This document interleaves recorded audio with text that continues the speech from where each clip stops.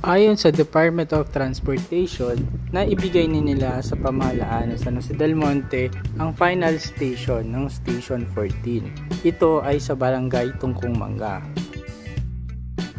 Ito ang kuha sa naganap na meeting ng San Miguel, DOTR at ang pamahalaan ng San Jose del Monte. Dito na ngayon ang proposed new location of Station 14 sa SJDM. Sa bandang gitna ay makikita ang nakabilog. Yan ang Station 14. At ang parang kulay gray na malaki sa bandang taas ay ang Sabano Park. Ngayon, tukuyin natin kung saan nga ba itong Station 14. Ang kulay green na nasa gitna ay ang proposed ng San Miguel para sa MRT7 ng San Jose del Monte. Sa bandang kanan ay ang SM. Makikita ito ay along Quirino Highway.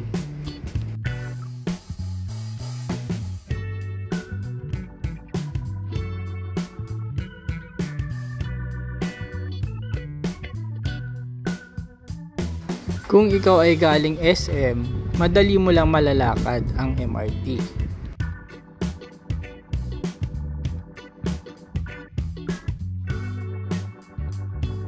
Ang nasa gitna naman ang Jollibee Tungko. So, tingnan natin kung gaano siya kalapit. So, mula sa Jollibee, maglalakad ka dito hanggang marating mo ang SM. At sa onting lakad pa, ay mararating mo na ang Station 14 ng MRT7.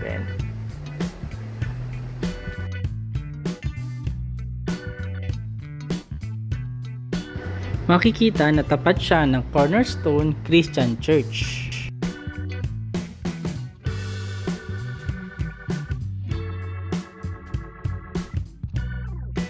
At konting lakad lang mula sa Sabano Park.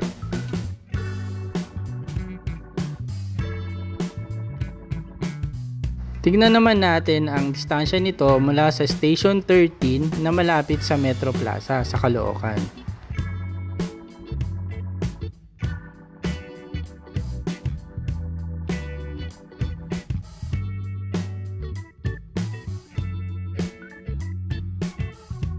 Ito ang border ng San Jose del Monte o yung Alat Bridge. So pasok na tayo sa San Jose del Monte.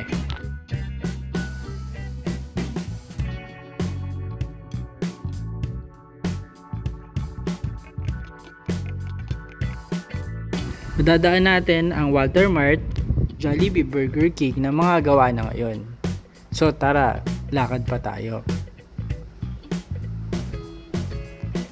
At ito naman ang STI na malapit din sa MRT7.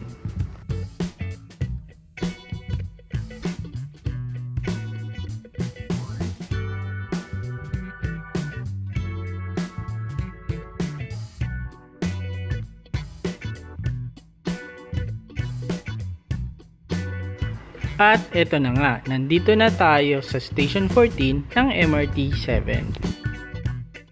Marami pa tayong ipopost na video tungkol dito, kaya please don't forget to like, share, and subscribe para updated ka sa mga susunod na videos.